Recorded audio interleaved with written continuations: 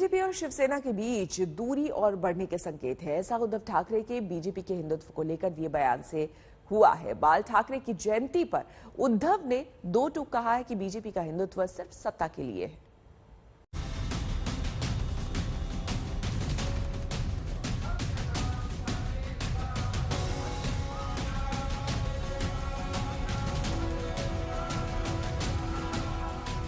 UP का सियासी summer अपने चरम की तरफ बढ़ रहा है। देश के सबसे बड़े सूबे में जिन मुद्दों की सबसे ज्यादा गूंज है, उनमें एक हिंदुत्व भी है। वो मुद्दा जिस पर बीजेपी सबसे ज्यादा भरोसा कर रही है। हिंदुत्व को लेकर बीजेपी गाहे बगाहे विरोधियों को घेरती रही है।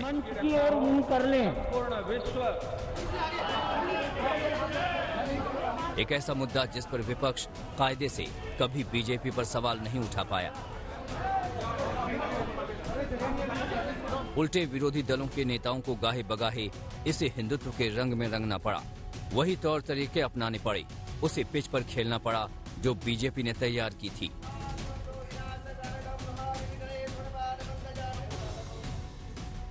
लेकिन अब बीजेपी की 2.5 दशक तक सहयोगी रही शिवसेना ने इसे हिंदुत्व को लेकर बीजेपी पर करारा वार किया है। शिवसेना से फिर दोस्ती के गाहे बगाहे लगते कयासों के बीच उद्धव ठाकरे ने हिंदुत्व को लेकर बीजेपी पर सीधा हमला बोला है और उसके हिंदुत्व को नकली और सत्ता के लिए सीढ़ी बताया है। जिंकतात तर माझाही वापर करून शिवसेनेचाही वापर करून तुम्ही जिंकलात असं आम्ही म्हणू शकतो।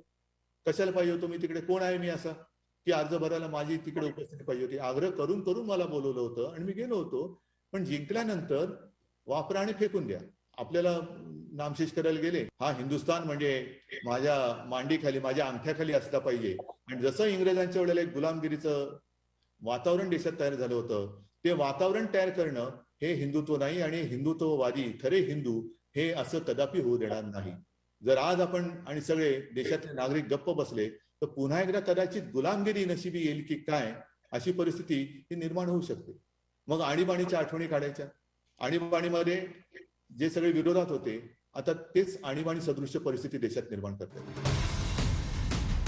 उद्धव ठाकरे ने जब बीजेपी की खबर ली तो दिन भी खास चुना। हिंदुत्व के सबसे बड़े पैरोकार रहे बाल ठाकरे की 96वीं जयंती पर उद्धव ने ये कहकर चौंका दिया कि हमने बीजेपी के साथ तालमेल कर 25 साल बर्बाद कर डाले। इससे लगता है कि भविष्य में दोनों के बीच दोस्ती का हाथ बढ़ना थोड़ा मुश्किल है।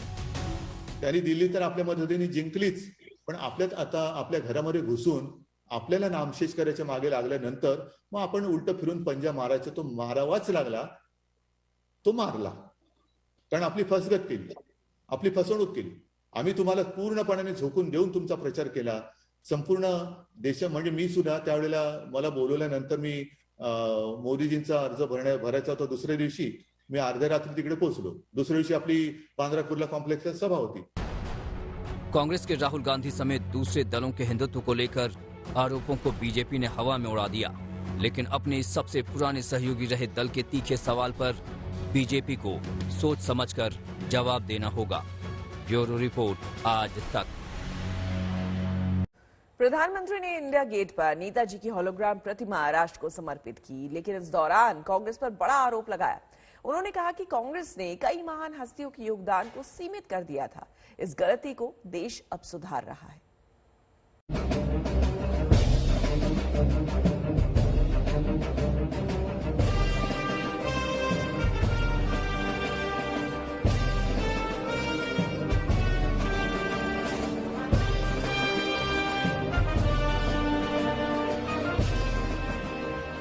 लेकिन आज आजादी के दशकों बाद देश उन गलतियों को डंके की चोट पर सुधार रहा है। नेताजी सुभाष चंद्र बोस के जीवन से जुड़ी हर विरासत को भी देश पूरे गौरव से संजो रहा है।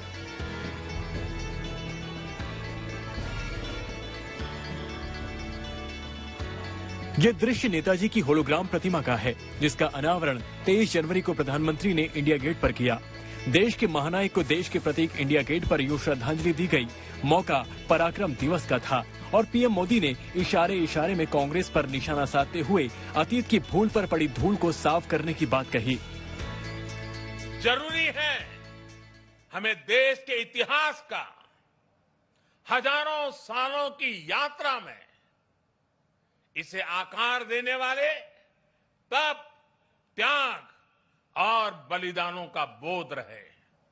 भाई और बहनों, आजादी के अमृत महोत्सव का संकल्प है कि भारत अपनी पहचान और प्रेरणाओं को पुनर्जीवित करेगा। दुर्भाग्य रहा कि आजादी के बाद देश की संस्कृति और संस्कारों के साथ ही अनेक महान व्यक्तित्वों के योगदान को मिटाने का काम किया गया।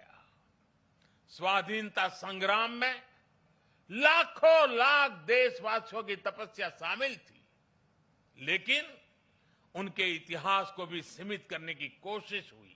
आज आजादी के दशकों बाद देश उन गलतियों को डंके की चोट पर सुधार रहा है, ठीक कर रहा है। आप देखिए, बाबा साहब आंबेडकर से जुड़े पंच तीर्थों को देश उनकी गरिमा के अनुरूप विकसित कर रहा है। स्टैच्यू ऑफ यूनिटी आज पूरी दुनिया में सरदार वल्लभ भाई पटेल के यशगान की तीर्थ बन गई है। भगवान बिरसा मुंडा की जयंती को जनजातीय गौरव दिवस के रूप में मनाने की शुरुआत भी हम सबने कर दी। इंडिया गेट वही है, जगह वही है, लेकिन एक बड़ा फर्क है। 6 दशक से खाली पड़ी छतरी के नीचे नेताजी सुभाष चंद्र बोस की प्रतिमा अब उनकी विरासत की गौरव गाथा आने वाली कई पीढ़ियों को सुनाएगी। नेताजी की प्रतिमा को भारत के सबसे बड़े प्रतीकों में से एक इंडिया गेट पर लगाने का मतलब साफ है, नेताजी को वर्षों बाद इतिहास में सही स्थान और सम्मान देना। जिस स्थान पर कभी किंग जॉर्ज पंचम की मूर्ति लगाकर अंग्रेजों ने भारत को हमेशा गुलाम बनाए रखने का सपना देखा था, उसी स्थान पर आजादी के सपने को सिद्धि की ओर ले जाने वाले नेताजी की प्रतिमा लगाई गई। कालचक्र घूमा और नया इतिहास लिखा गया। इस छतरी के नीचे आजाद भारत में 21 वर्ष तक किंग जॉर्ज पंचम की मूर्ति मौजूद रही, जिसे 1968 में हटा दिया गया। तब से स्थान खाली था। अब यहीं पर महानायक की प्रतिमा न्यू इंडिया की नई सोच का परिचय दुनिया को कराएगी। वहीं कांग्रेस ने प्रधानमंत्री के आरोपों पर पलटवार किया, कहा अंग्रेजों का साथ देने वाले महानायकों पर ज्ञान देना बंद करें। ये सिर्फ ग्रेनाइट से बनी हुई प्रतिमा नहीं होगी।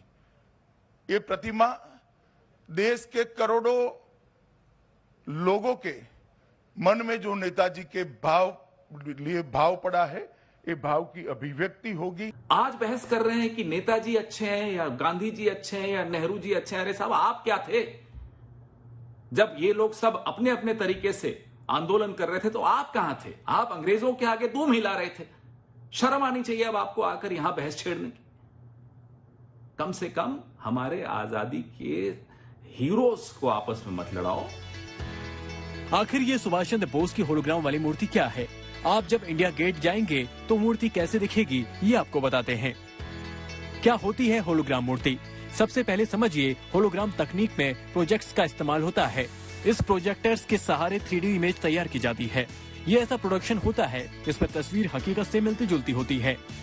इसमें कई तरफ से प्रोजेक्टर्स के जरिए इमेज तैयार की जाती है। फिल्म वाले 3D में तो सिर्फ एक साइड से ही देखा जा सकता है, लेकिन होलोग्राम में कई साइड से देखा जा सकता है। जिस तरह एक मूर्ति लगी होती है वैसे ही मूर्ति होगी, लेकिन ये वर्चुअल रूप से तैयार की जाती है। नेताजी की होलोग्राम प्रतिमा का अनावरण हो गया। बहुत जल्द इस होलोग्राम प्रतिमा की जगह ग्रेनाइट से बनी भव्य प्रतिमा स्थापित की जाएगी। सरल शब्दों में समझें तो अभी जो होलोग्राम मूर्ति आपको नजर आ रही है, इसी होलोग्राम मूर्ति की जगह पर पत्थर की विशाल प्रतिमा लगाई जाएगी। आज तक ब्यूरो। दिल्ली एनसीआर में रिकॉर्ड तोड़ बारिश के बाद कोहरे ने अपनी चादर तान दी है। जी हां, सुबह सुबह घने कोहरे में गुम सड़कों पर मुसाफिरों की रफ्तार पर मानो ब्रेक लग गई हो। सड़कों पर विजिबिलिटी घटकर करीब 30 मीटर रह गई है। दिल्ली में मौसम के ट्रिपल अटैक से लोग परेशान हैं और जूझ रहे हैं। ठिठुरने वाली ठंड और बारिश के बाद रही सही कसर कोहरे ने पूरी कर दी है। तस्वीरों में आप देख सकते हैं कि किस तरह से 30 मीटर की विजिबिलिटी में लोग गाड़ी चला रहे हैं। ये आज सुबह की तस्वीरें हैं। आपको हम बता दें, पिछले 2 दिनों से लगातार दिल्ली एनसीआर में झमाझम बारिश हो रही थी, जिसकी वजह से कम मौसम साफ था और कोहरे से लोगों को दो चार नहीं होना पड़ रहा था। लेकिन आज जैसे ही बारिश बंद हुई, उसके साथ ही कोहरे का कोहराम देखने को सड़कों पर मिला। आज सुबह की तस्वीरें आपको हम दिखा रहे हैं। जब लोग अपने अपने घरों से निकले तो लोगों को कोहरे की चादर से दो चार होना पड़ा। और ये इस वक्त की तस्वीरें हैं। आप देख सकते हैं कि हालांकि अभी चूंकि दिन हो चुका है, सुबह हो चुकी है और ऐसे में थोड़ा जो है फॉग वो कम आपको नजर आ रहा होगा। 7:29, लगभग 7:30 बज रहे हैं, इसीलिए फिर भी वाहन जो है धीमी गति से सही लेकिन चल रहे हैं। जबकि आज सुबह सुबह की अगर हम बात करें तो विजिबिलिटी इतनी कम थी। तस्वीरों में आप देखिए कि हेडलाइट्स और पार्किंग लाइट जलाने के बावजूद लोगों को गाड़ी चलाना मुश्किल हो रहा था। जहां तक मौसम वैज्ञानिकों की बात है तो उनका कहना है कि अभी इस तरह का मौसम रहने वाला है, यानी कि दिल्ली एनसीआर के लोगों को फिलहाल ठंड से राहत मिलती नजर नहीं आ रही है। तो एक तरफ ठंड का अटैक है और दूसरी तरफ लोग परेशान हैं इस तरह के कोहराम से। कोहरे का कोहराम, बारिश का कोहराम, इससे लोग बेहद परेशान हैं। ऐसे में सुबह के वक्त जो लोग निकलते हैं या फिर देर रात अपने घरों से निकल रहे हैं या घरों को लौट रहे हैं काम से, तो उन्हें बेहद सावधानी से गाड़ी चलानी चाहिए। अपने पार्किंग लाइट्स ऑन कर लेने चाहिए, डिफॉगर का इस्तेमाल करना चाहिए और गाड़ी की रफ्तार कम रखनी चाहिए। पहाड़ों पर इन दिनों ठंड, कोहरे और बर्फ का मिला जुला अटैक हो रहा है। हिमाचल से कश्मीर और उत्तराखंड तक हर जगह बर्फबारी हो रही है। सैलानियों के चेहरे खिल गए हैं, लेकिन बर्फबारी के इस लंबे दौर से जनजीवन पर असर पड़ा है।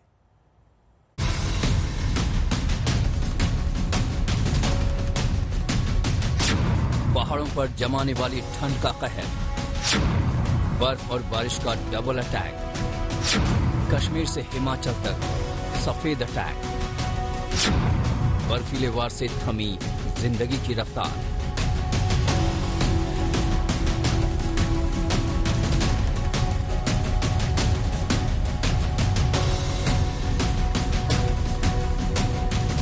पहाड़ों की ये तस्वीरें देखकर आपको अंदाजा हो जाएगा कि साल के पहले महीने के जाते जाते कैसे सफेद अटैक ने पूरे पहाड़ को अपनी आगोश में ले रखा है।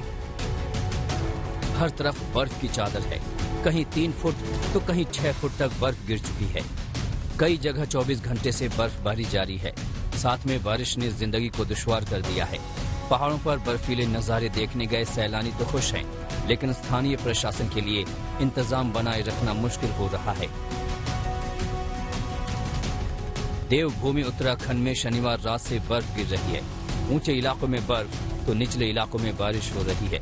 यमुनोत्री धाम से लगे इलाकों का तापमान -3 डिग्री रिकॉर्ड किया गया है। वहीं गंगोत्री का तापमान -0.2 डिग्री है। बर्फबारी से गंगोत्री नेशनल हाईवे सुक्खी से आगे बंद हो गया। यही हाल यमुनोत्री नेशनल हाईवे का है, जो फुल चट्टी के पास बंद हो गया है। दिन रात बर्फ हटाने का काम चल रहा है। उत्तराखंड जैसा ही हाल हिमाचल का है। धर्मशाला में इतनी बर्फ गिरी कि इस बर्फीले तूफान में 4 बच्चे लापता हो गए। कई घंटे की मशक्कत के बाद 2 को घायल हालत में बचाकर निकाला गया और धर्मशाला लाया गया। जैसे ही मामला आया तो हम लोगों ने प्रशासन और पुलिस विभाग के साथ बातचीत करके जो है पूरे मामले की कार्रवाई शुरू कर दी थी और रेस्क्यू टीम्स को वहां पर डिप्यूट करके वहां पर टीम्स अलग अलग लोकेशन से हम लोगों ने भिजवाई। अभी 2 युवक को वहां से कड़ी मुशक्कत के बाद हम लोग लेकर आए। लगभग 4-4 फीट जो है बर्फ वहां पर अभी पड़ चुकी है और दो युवक हैं, उनको कुछ चोटें आई हैं, जिस कारण से अभी रेस्क्यू टीम को उनको नीचे तक लाने के लिए दिक्कतें हो रही हैं। बहुत ज्यादा दिक्कतें हो रही हैं, उन्हें उठा के लाया जा रहा है। चंबा में भी बर्फबारी ने आम जीवन अस्त व्यस्त कर दिया है। डलहौजी में तो बर्फ सारे रिकॉर्ड तोड़ रही है। आहला और लकड़मंडी में 3 फुट बर्फ जमी है तो डायनकुंड में 6 फुट तक बर्फ जमी है। बर्फ ने रफ्तार थाम दी है। इस मशहूर टूरिस्ट स्पॉट पर बिजली की सप्लाई चुनौती बनी हुई है। हालांकि सैलानी खुश हैं। स्नो देखने आए थे। स्नो बहुत प्यारी बढ़ रही है, उतना मजा भी आ रहा है। थोड़ा सा फंस भी रहे हैं, थोड़ा सा हो भी रहा है, लेकिन स्नो इतनी ज्यादा फुल मजे कर रहे हैं यहाँ पे। मजा आ गया फिलहाल वाला। शिमला में बर्फबारी ने मशहूर हेरिटेज रेल ट्रैक को बंद कर दिया है। कालका शिमला ट्रैक पर एक मिट्टी का पहाड़ गिर पड़ा। ट्रैक पर पत्थर भी जमा होने से सोमवार की सारी ट्रेनें कैंसिल करनी पड़ी। कश्मीर में भी जमकर बर्फ पड़ रही है। ये तस्वीरें गुलमर्ग की हैं। यहाँ के टूरिस्ट रिजॉर्ट में हर तरफ बर्फ है। पहाड़ों की रानी मसूरी में भी बर्फबारी से सैलानियों के चेहरे खिले हैं। मौसम विभाग के मुताबिक बर्फबारी और बारिश का ये सिलसिला अभी जारी रहेगा। ब्यूरो रिपोर्ट आज तक। पिछले 3 से 4 दिनों में मौसम में हुए बदलाव ने सर्दी बढ़ा दी है। उत्तर भारत में पिछले कुछ दिनों में जोरदार बारिश हो रही है। बारिश की वजह से न्यूनतम तापमान कम हुआ है और कई जगहों पर गहरी धुंध भी छाई है। सर्द मौसम में हो रही बारिश से सिहरन और बढ़ गई है। मौसम विभाग का कहना है कि ऐसी स्थिति अभी कुछ दिन तक रहने वाली है।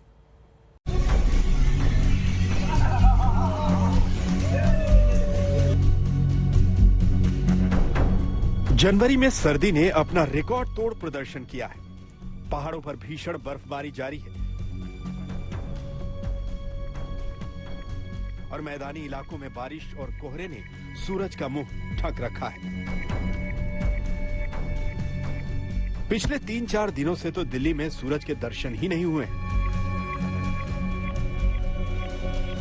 2 दिन से बारिश हो रहा है, बहुत ज्यादा ठंडी है। तो इसके लिए क्या कर रहे हैं आप लोग? बैठे हैं आग जलाकर। ठंड ज्यादा हो रही है साहब, बारिश की वजह से। 2 दिन से ठंड ज्यादा हो रही है? हाँ, 2 दिन से ठंड ज्यादा हो रही है। इसके लिए कोई उपाय? इसके लिए कोई उपाय नहीं साहब, आग को डाल के बैठे हैं ठाली। ठंड में हुई बारिश ने दिल्ली के लोगों को घर में रहने को मजबूर किया है। मौसम विभाग के मुताबिक दिल्ली में जनवरी महीने में अब तक 88 मिलीमीटर बारिश हो चुकी है। इतनी बारिश साल 1901 में हुई थी, यानी करीब 122 साल पहले। कपकपाती सर्दी में बारिश की बूंदें बर्फीला एहसास कराती हैं।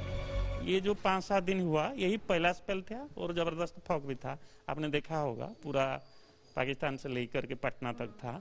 सो ये फॉग, ये सिस्टम जाने के बाद होने का चांस है 25-26 को। 26 को तो थोड़ा शैलो फॉग बन सकता है, लेकिन 26 में वेदर अच्छा रहेगा। रेन का कोई संभावना नहीं है दिल्ली में, ठीक है।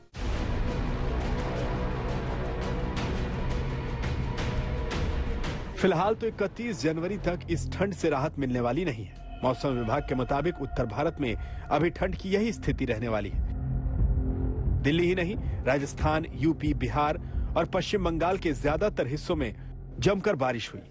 लोग आज रात से पानी गिर रहा है। अभी तक हम लोग का कुछ अभी बोनी नहीं हुआ। हम लोग बहुत कठिनाई में, ऑटो वाले हैं, कोई साधन नहीं है, कोई टूरिस्ट जगह नहीं है कि हम लोग चला सकते। गुरुग्राम के सर्द मौसम की तस्वीरें देखिए। फसलों पर ओस की बूंदें जमी हैं। गुरुग्राम में बारिश के बाद ठंड बढ़ गई है। चंडीगढ़ में शुक्रवार को दिन का तापमान 19 डिग्री के आसपास था, लेकिन लगातार हो रही बारिश के बाद ये 12 डिग्री तक आ गया। जनवरी माह में पश्चिमी विक्षोभ यानी वेस्टर्न डिस्टर्बेंस तीसरी बार एक्टिव हो गया है, जिसकी वजह से मैदानी इलाकों में जमकर बारिश हो रही है, तो पहाड़ी इलाकों में खूब बर्फ देखने को मिल रही है। चंडीगढ़ में पिछले 2 दिनों से बारिश हो रही है और अब तक जनवरी माह में 118 मिलीमीटर तक बारिश दर्ज की गई है, जो सामान्य से 442% ज्यादा है। मध्य प्रदेश से लेकर पश्चिम बंगाल तक के ज्यादातर हिस्सों में पिछले 3 दिनों से बूंदाबांदी हो रही है। रुक रुक कर हो रही बारिश ने ठंड की ठिठुरन बढ़ा दी है। मैदानी इलाकों में बारिश की वजह से तापमान कम हुआ है, तो वहीं पहाड़ी इलाकों में बर्फबारी रुकने का नाम नहीं ले रही। बद्रीनाथ में अब तक 4 फीट और केदारनाथ में 6 फीट तक बर्फबारी हो चुकी है। हिमाचल प्रदेश और कश्मीर में भी भीषण बर्फबारी हो रही है। कई पहाड़ी इलाकों में बर्फबारी के साथ साथ बारिश ने भी कहर बरपाया है।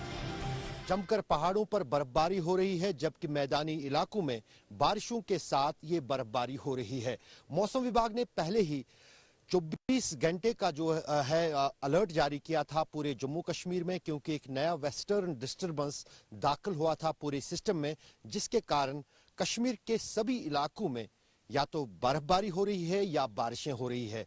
अगर कश्मीर के पहाड़ी इलाकों की बात करें, वहां पर कई जगहों पर 6 इंच से 1 फुट बर्फ जो है सड़कों पर जमा हो गई है, जिसको हटाने का काम शुरू किया गया है। श्रीनगर में अभी फिलहाल बारिश के साथ बर्फबारी हो रही है, लेकिन इस मौसम के बदलाव ने तापमान में नई गिरावट लाई है। मौसम विभाग के मुताबिक हालात अभी करीब 1 हफ्ते यही रहने वाले हैं, तो सर्दी से बचने के जो भी उपाय किए जा सकते हैं वो कर लीजिए। दिल्ली से तेजश्री पुरंदरे, हिमांशु मिश्रा, राम किंकर सिंह, चंडीगढ़ से मंजीत सहगल और देहरादून से दिलीप सिंह राठौड़ के साथ आज तक ब्यूरो।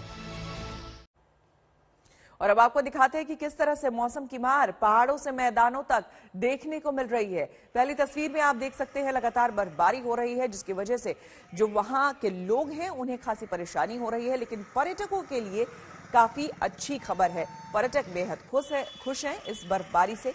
दूसरी तरफ मैदानी इलाकों में आपको बता दें कि कड़ाके की ठंड बढ़ रही है और इससे लोगों को परेशानी हो रही है।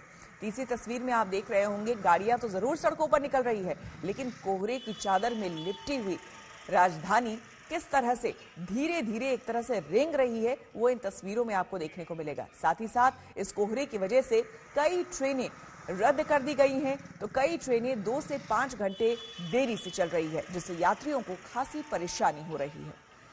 तो कोहरे का अटैक और ठंड यानी कि डबल अटैक मौसम का पहाड़ों से मैदानों तक लोगों को देखने को मिल रहा है।